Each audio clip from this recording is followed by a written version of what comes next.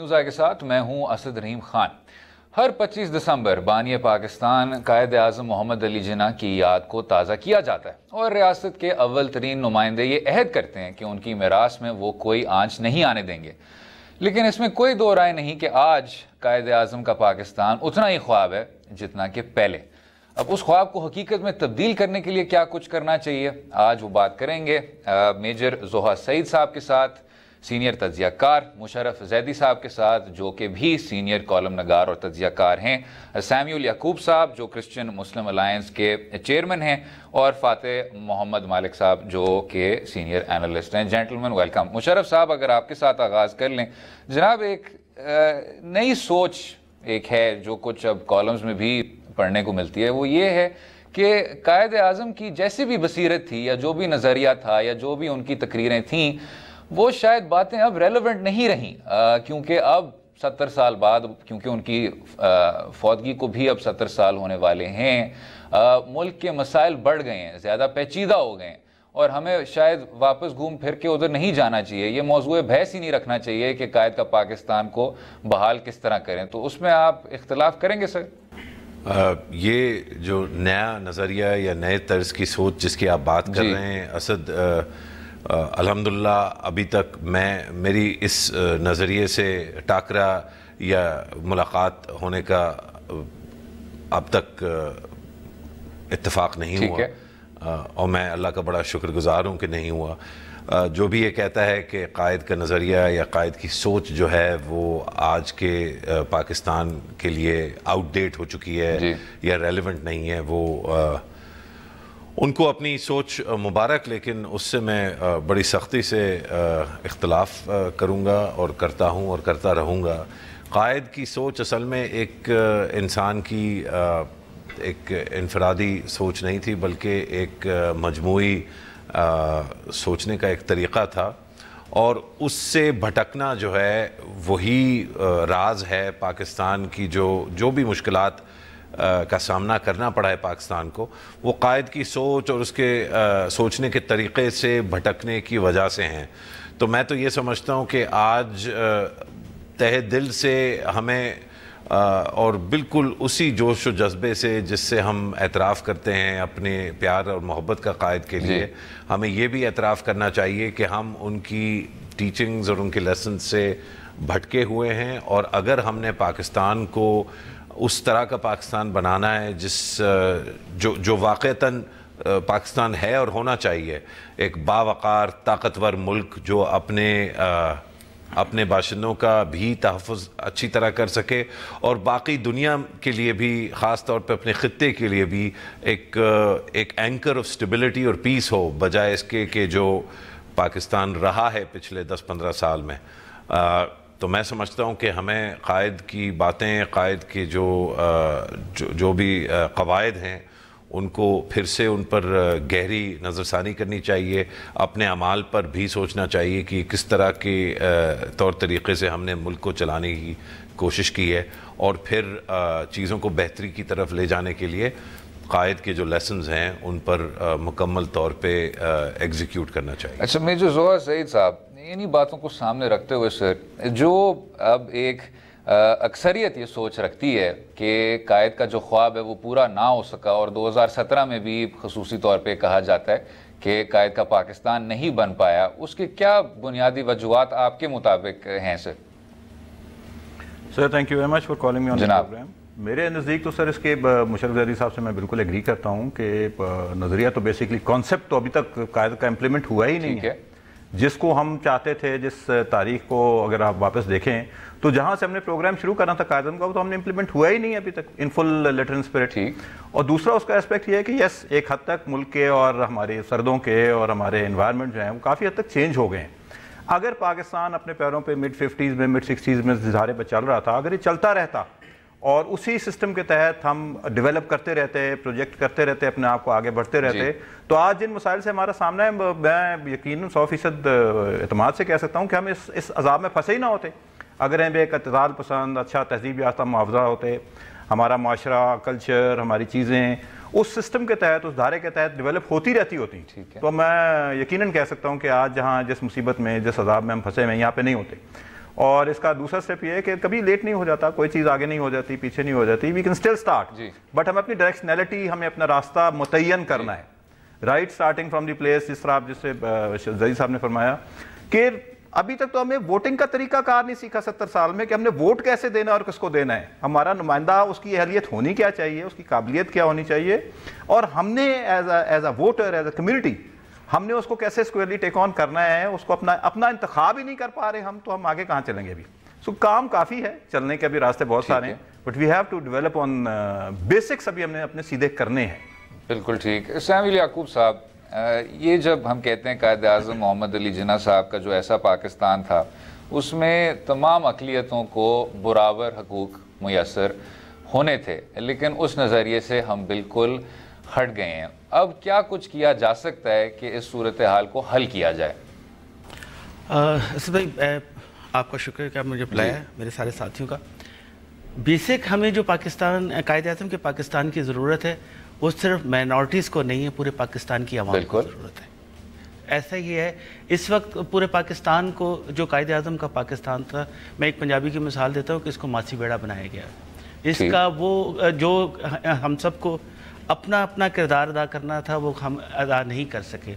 اور خصوصاً میں مائنورٹیز کی بات بتا رہا ہوں کہ مائنورٹی اس پاکستان کی تخلیق کار تھی, تخلیق کرنے والوں میں سے تھی, اور قائد اعظم کا ساتھ دینے والوں میں سے تھی.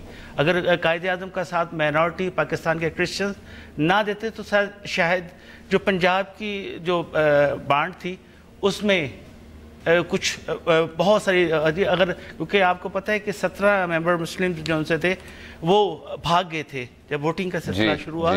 تو ہمارے 3 لوگوں نے, مطلب 2 شدہ اور 1 کرسچن نے جب ساتھ دے کر اس پنجاب کو بنایا. اور جب بنانے والے, اور دوسری بات یہ دیکھ لیں کہ اس پاکستان کا بنا تو اس ملک میں تعلیم, صحت دینے والے ہم لوگ تھے. آج یہ دیکھیں کہ ہماری نمائندگی اسمبلیوں میں ہے, ہماری آواز اسمبلیوں میں ہے. یہ ساری چیزیں, یہ پورا سسٹم کو ٹھیک کرنے کے لیے ہمیں تو ایک اچھا کردار کا, جو لوٹ مار نہ کرتا ہو, جو بالکل اس پاکستان سے محبت کرتا ہو. ہم یہ دیکھیں کہ ہم سے جدا ہونے والا ایک ہمارا بچہ آج ہم سے ترقی میں کیوں ہے, اس لیے کہ وہ اپنے ملک سے وفادار ہے. ہم لوگ اس ملک سے وفادار نہیں. ہم نے جب بھی, اور پاکستان کے کرسچنز نے آپ یہ دیکھیں کہ 1965 کی جنگ میں 100 پائلٹس نے جب جنگ میں حصہ لیا تو 22 کو ستارہ جرأت ملا, اور 7 کرسچنز تھے, ان کو 7 کو جو ان سے ستارہ جرأت ملا. یہ ہماری وفا کا صلہ ہے, تعلیم میں ہماری وفا کا صلہ ہے. آج اتنے وہ حالات ہے کہ ہماری جہاں پہ قانونی لیجسلیشن ہوتی ہے وہاں ہمارا نمائندہ ہی نہیں ہے. وہاں جو کرسچنز نمائندے بیٹھے ہوئے ہیں وہ پارٹیوں کے ملازم کے طور پہ بیٹھے ہوئے ہیں, وہ اپنے ہماری کمیونٹی کے سپوکس مین نہیں بیٹھے. آپ یہ دیکھ لیں کہ جتنی بھی قانونی لیجسلیشن ہوتی ہے ان 4 سالوں میں یا پچھلے دیوار میں, جو کردار پیپلز پارٹی نے مائنورٹیز کے لیے 18th امینڈمنٹ میں کیا, وہ دیکھ لیں کہ انہوں نے ہمارے ساتھ کیا کردار کیا. ہمیں ہر طرف سے دبانے کی کوشش کی. کیا 10 سیٹوں والے پاکستان کے وزیر اعظم بن سکتے ہیں؟ پھر ہمیں اس چیز کا کیوں باور کرایا گیا؟ جب پاکستان بنانا تھا تو ہم نے اس کو تخلیق کرنے میں اپنا ووٹ ڈال کے پاکستان کو بنایا, سارے صوبوں کو بنایا. پھر بھی آج ہم بے یار و مددگار ہیں اور کوئی بھی ہمارا پرسان حال نہیں. ایک بات میں مشرف زیدی صاحب سے یہ بھی ریکویسٹ کروں گا, آپ ہی کے ہم نام نے ہمیں مائنورٹی میں اگر جتنی بھی حکومتیں آئی ہیں, پرویز مشرف نے مائنورٹیز کو رسپیکٹ دی تھی. میں یہ دعوے سے کہتا ہوں کہ جو عزت ہم اور جتنی پروٹیکشن ہم پرویز مشرف کے دور میں محسوس کرتے تھے, آج نہیں ہے.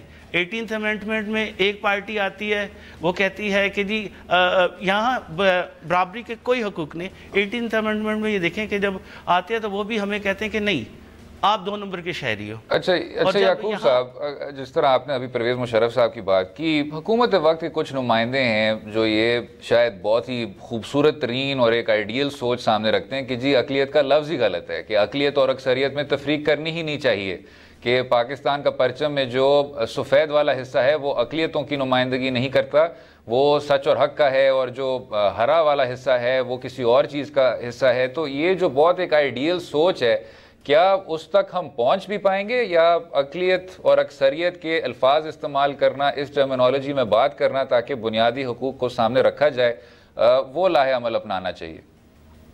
سر پہلی تو بات ہے کہ ہم مائنورٹی میں کہ ہم مذہبی اقلیتی میں کام میں، تو اس لیے اس کو مائنورٹی کہا جاتا ہے. ہمیں ویسے تو کہنا نہیں چاہیے، لیکن ہمیں اس سے کوئی ایسی دو رائے نہیں کہ اس کو کہا جائے یا نہ کہا جائے. لیکن مجھے اتنا صرف بتانا چاہیے کہ مجھے کون سے حکومتی ادارہ جو حکومت میں ابھی چل رہے ہیں کہ وہ مائنورٹیز کو، یہ صرف لفظی ٹھیک ہے. آج تک لفظوں کے طور پہ تو مطلب یہ دیکھ لیں کہ پاکستان کو جنت کا ٹکڑا بنا دیا گیا ہے. اگر عملی طور پہ دیکھیں اور اس کی گراؤنڈ ریالٹی کو دیکھیں تو آج صفر ہے.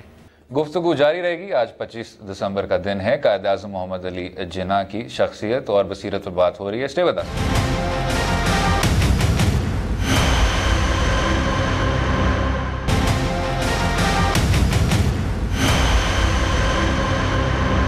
Welcome back to News Eye. بات ہو رہی تھی آج 25 دسمبر قائد اعظم محمد علی جناح کی. فتح محمد ملک صاحب، اگر سر جس طرح آپ نے ابھی دیکھا یعقوب صاحب کی بھی بات، جب ہم قائد اعظم کی بصیرت کی بات کرتے ہیں تو اکثر یہ کہا جاتا ہے کہ جو رائٹ سے تعلق رکھتے ہیں وہ فرق طرح کے بیانات سامنے رکھتے ہیں. مثلاً کہ قائد اعظم چاہتے تھے کہ پاکستان اسلام کی ایک لیبارٹری ہو، اور پھر یہ بھی کہا جاتا ہے کہ جو زیادہ ترقی پسند آپ کا طبقہ ہے وہ بار بار 11 اگست کی تقریر کا حوالہ دیتا ہے. حالانکہ جو لیبارٹری آف اسلام والی کہاوت تھی وہ بھی اب فالس یا جھوٹی ثابت ہو چکی ہے.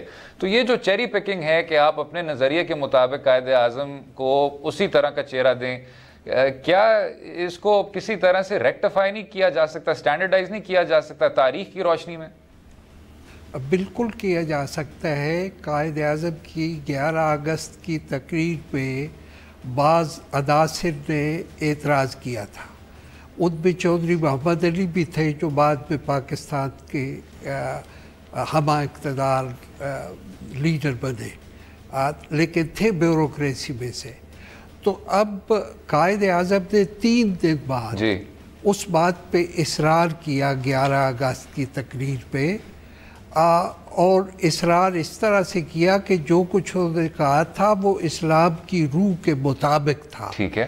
انہوں نے ٹرانسفر آف پاور کے بعد جو تقریر کی لارڈ ماؤنٹ بیٹن کی تقریر کے جواب میں، اس میں انہوں نے وضاحت کر دی کہ حضور نے بحیثیت حکمران جس طرح سے مدینہ النبی میں حکومت کی وہ ہمارا ایک طرح سے نصب العین ہے، اور اس میں اقلیت اور اکثریت کی بات نہیں تھی. سارے ہی انسان تھے وہاں، اور انسانوں کی وہ ایک مملکت تھی، اور ہم نے بھی پاکستان کو انسانوں کی ایک خوشحال اور انسانیت کے اصولوں کی علم بردار مملکت بنانا ہے. بالکل ٹھیک. اب ہوا یہ کہ لیاقت علی خان صاحب کو جب شہید کرا دیا گیا تو اس کے بعد بیوروکریسی کی حکومت ہی آ گئی. سکندر مرزا کون تھے، اور انہی چودھری محمد علی صاحب کون تھے، اور ایوب خان کون تھے. تب سے لے کے اب تک صرف ایک ذوالفقار علی بھٹو شہید آئے ہیں ایسے لیڈر کہ جنہوں نے دوبارہ وہیں سے کام شروع کیا اپنا.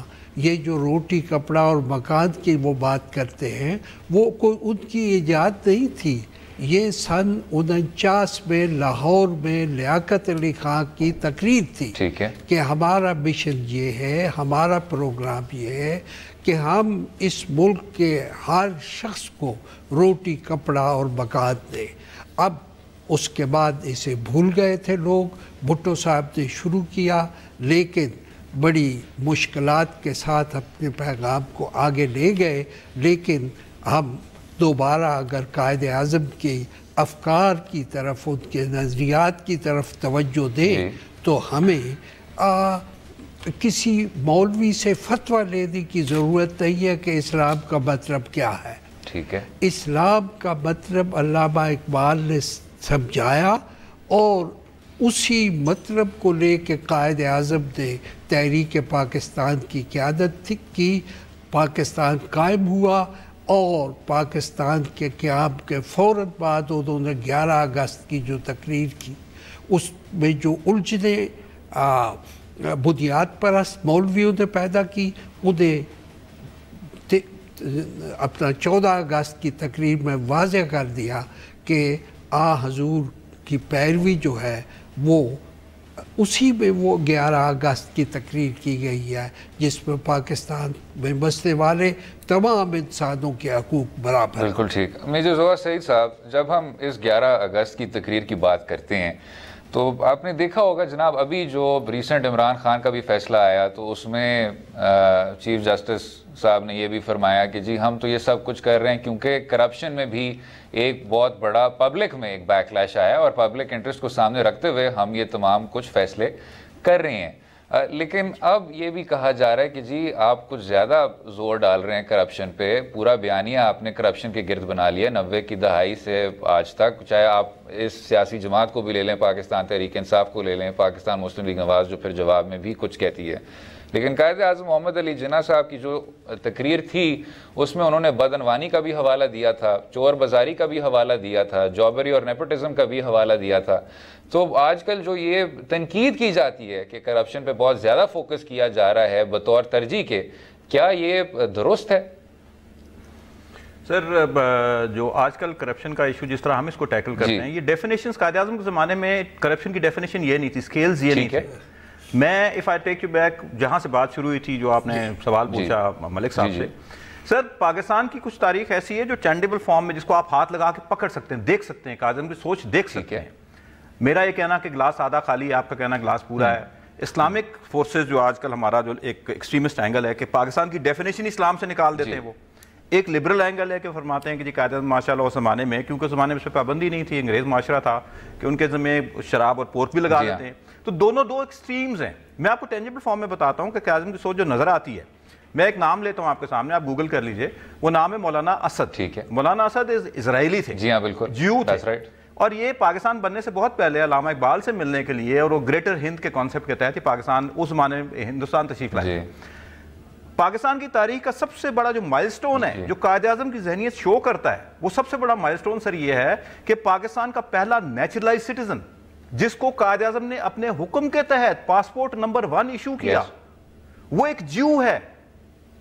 تو پاکستان کا جو بیسک کانسیپٹ تھا, جو اسلامک ریسرچ کونسل بنائی گئی, پہلا ہیڈ اس کا کون ہے, وہ مولانا اسد ان کا نام, وہ لیوپولڈ اس کا نام تھا. گوگل کر لیجیے, نیٹ پہ ساری چیزیں موجود ہیں. اور وہ پہلا آدمی تھا جو قائد اعظم کے قریب ترین آدمیوں میں سے ایک تھا جس نے پاکستان میں اسلامک ریسرچ یا آئیڈیالوجیکل کونسل بنائی, جس کے تحت, اور دوسرا اس کا اسپیکٹ یہ ہے کہ پاکستان کے جتنے طبعی قانون تھے سارے کے سارے, کیا اس میں شرعی لا تھا, کیسے اس میں امپلیمنٹیشن قرآن کی اور حدیث کی کرنی تھی, اس کا اس کو انچارج بنایا گیا. سو دونوں ایکسٹریمز موجود ہیں. ہم نے بدقسمتی سے پچھلے 70 سال میں اپنی اپنی مرضی کے مطابق, کسی نے صرف اسلامی اینگل پکڑ لیا اس میں سے کہ پاکستان کا مطلب کیا, لا الہ الا اللہ محمد رسول اللہ, اور دوسرے نے صرف وہ اینگل پکڑ لیا کہ لبرل. اور لبرل کی ڈیفینیشن بھی خدا نخواستہ آپ سوچیے سر کہ آج کل کسی کو لبرل کہہ دینا, یہ تو ایک طرح سے گالی دے دی ہوئی کہ جناب یہ کوئی لبرل ایسا ہوتا ہے جو مادر پدر آزاد, بالکل ہی کسی قسم کا اس کو نہ کوئی شرم حیا ہے اور وہ شراب کی بوتلیں لے کے شام کو. Liberal is not that. Secular کا کانسیپٹ کتنا ہیوائڈ کر دیا ہم نے. ہم سیکولر اس کو سمجھتے ہیں کہ جو اسلام سے بالکل منحرف ہو گیا, وہ ہندو کو اپنا بادشاہ بنانے کو تیار. دس از اے مسکروڈ اینڈ ٹوٹلی فلاڈ آئیڈیا.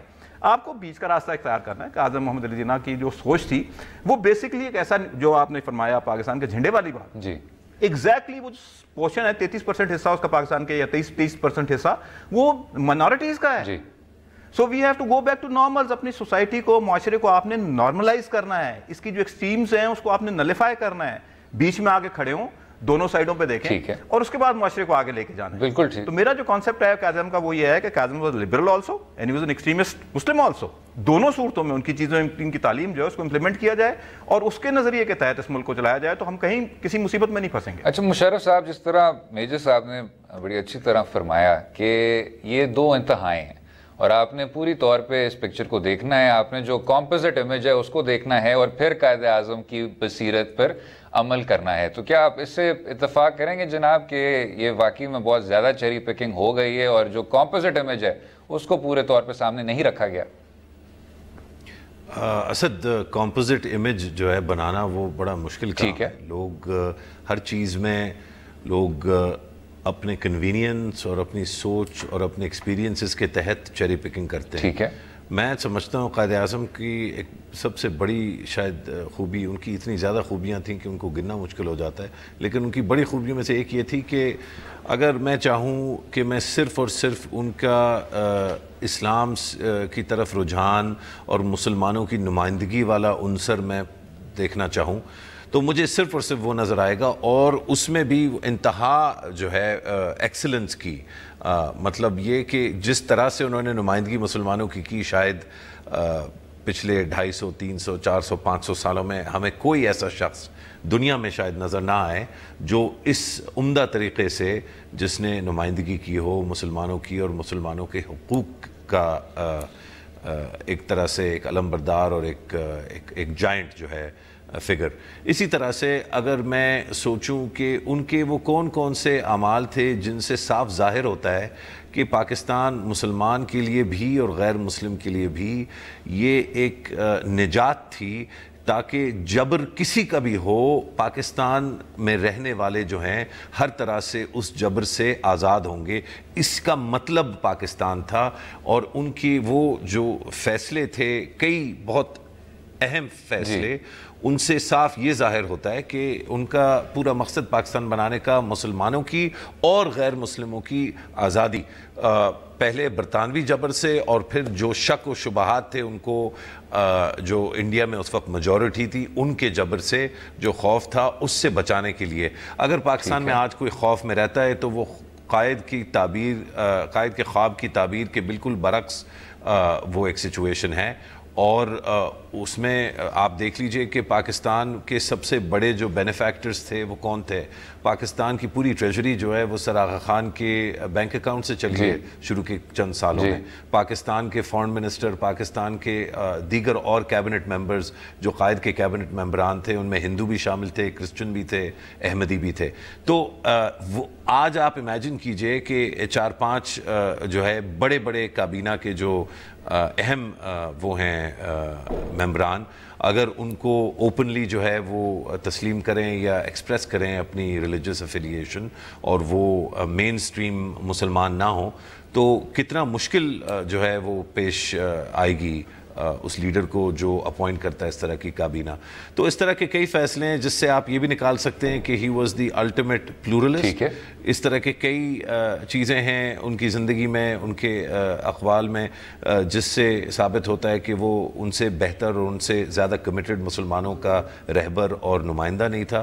اور میں سمجھتا ہوں کہ ایک اچھے لیڈر کی سب سے بڑی خوبی شاید یہی ہو کہ وہ بہت زیادہ وائڈ ارے جو ہے اس کو اپیل کرے۔ میں نہیں سمجھتا ہمیں اس میں کوئی زیادہ تکلف یا شرمانے کی ہمیں کوئی ضرورت ہے۔ اگر پروفیسر صاحب کو قائد کا ایک پہلو زیادہ پسند ہے اور مجھے قائد کا دوسرا، تو یہ تو وہ حسن ہے اس شخصیت کا اور وہ صدقہ ہے اس دیش کے لیے اور اس کے رہنے والوں کے لیے، آئندہ جب تک یہ دیش رہے گا تب تک کے لیے، کہ ہم جو چاہیں جس سمت بھی چاہیں ہم وہ چیز نکال سکتے ہیں قائد کی زندگی سے۔ اور جو ایک اہم جو لیسن تھا ان کا کہ وہ یہ کہ چاہے ہم ایک دوسرے سے اگری نہ کرتے ہوں لیکن ہم ایک دوسرے سے رول آف لاء کے تحت اور ایک سیویلٹی کے تحت ایک احسن طریقے سے ایک دوسرے کے ساتھ پیش آئیں گے، اور یہی میں سمجھتا ہوں سب سے بڑا قائد کا جو ہے لیسن تھا۔ بالکل ٹھیک، وقفہ لیں گے اور گفتگو جاری رہے گی۔ اسٹے ود اس۔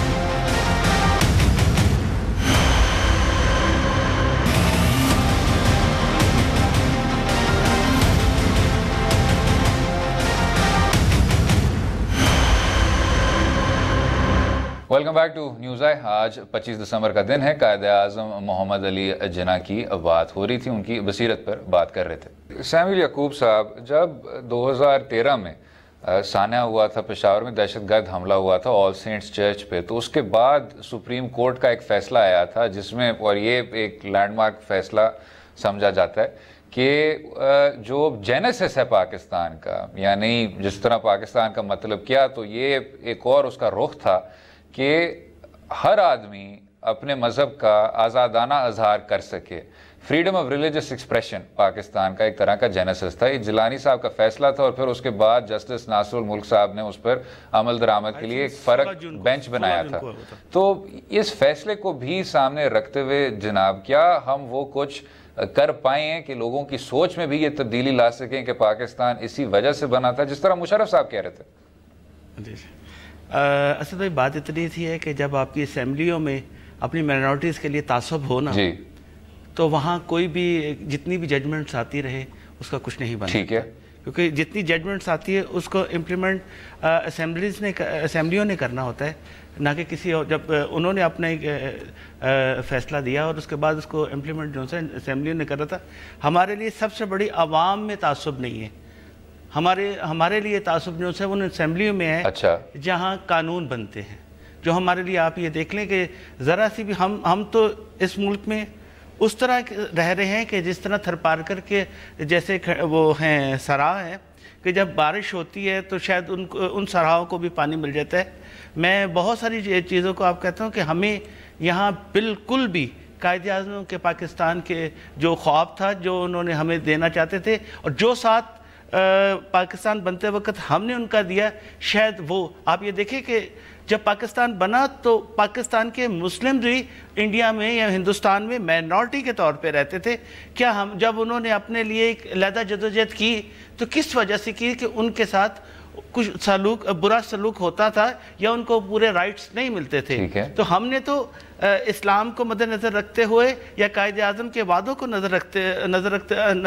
نظر رکھتے ہوئے ان کا ساتھ دیا کہ شاید یہاں بھی کیونکہ وہاں برے صغیر ہند میں وہاں شودر نیچ پاک یہ وہ, اور ہمیں بھی پاکستان بننے کے بعد قائد اعظم کے مرنے کے بعد ہمیں بھی شاید شودر یا وہی سمجھا گیا جو وہاں کی اونچی ذات کے نیچی ذات والوں کو سمجھتے ہیں. آپ یہ دیکھ لیں کہ آج بھی ہم ڈرے ڈرے رہتے ہیں. اس وقت جو پاکستان کی مخالفت کرنے والے تھے آج وہ پاکستان کے سربراہ ہیں.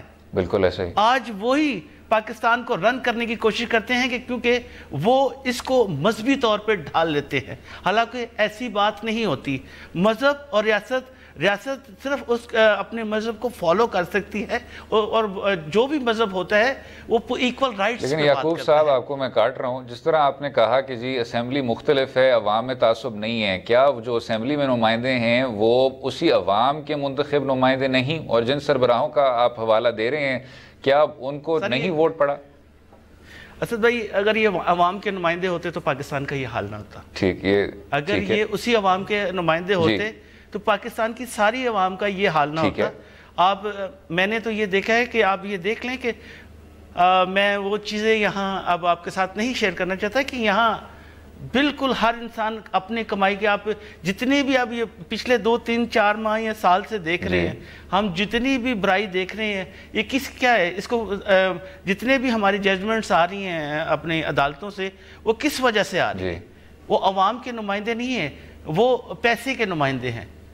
آپ یہ دیکھ لیں کہ سارے نمائندے پاکستان میں حکمرانی کرتے ہیں اور اپنی جائیدادیں پاکستان سے باہر بناتے ہیں. آپ کوئی بھی پارٹی اٹھا کے دیکھ لیں, سب نمائندوں کی جو جائیدادیں ہیں, جو ان کے بچوں کی نیشنلٹی ہے, وہ سب کی باہر ہے.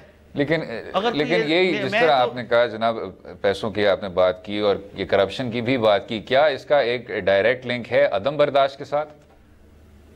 عدم برداشت کے ساتھ تو نہیں ہے. ٹھیک ہے. لیکن یہ کہ میں عدم برداشت کے, آپ کس پوائنٹ آف ویو سے کہہ رہے ہیں کہ عدم برداشت کیسے؟ عدم برداشت تو نہیں ہے. ہم تو 70 سال سے مختلف پارٹیز کے ساتھ, مطلب پاکستانی عوام مائنورٹی کو ساتھ ملا کے, پہلے تو بات میں نے مائنورٹیز جو بات کی ہے ان کے ساتھ جو کردار ہے, مطلب یہاں وہ اس ٹائم سہمے اور بالکل معاف لوگ ہیں. کیونکہ اسمبلیوں میں میں نے آپ سے کہا کہ ہمارے نمائندے نہیں ہیں جو ہماری بات کر سکیں. جب سے یہ سلیکشن سسٹم شروع ہوا ہے اور یہ سلیکشن سسٹم ہماری عکاسی نہیں کرتا. ایک جوائنٹ الیکٹورل سسٹم میں سے مسلم سی اتحاد کا اور بہت ساری چیزوں کا بہت اچھا اثر ہے. اگر کشمیر میں آپ دورے ووٹ کا حق, کشمیریوں کو دورے ووٹ کا حق دے سکتے ہیں تو پاکستان میں کیوں نہیں دے سکتے؟ دیکھیں ابھی الیکشن نزدیک ہے اور کوئی ایسی لیجسلیشن نہیں ہوئی جو مائنورٹیز کے لیے کام کر سکے.